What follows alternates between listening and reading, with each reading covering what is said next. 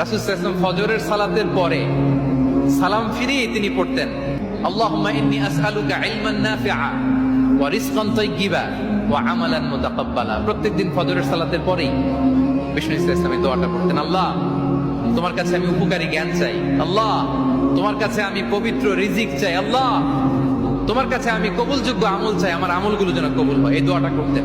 এই দোয়াটা পড়বেন তো সবাই। বিষ্ণু ইসলাম নিজে পড়তেন সকালবেলা, একেবারে দিনের শুরুতেই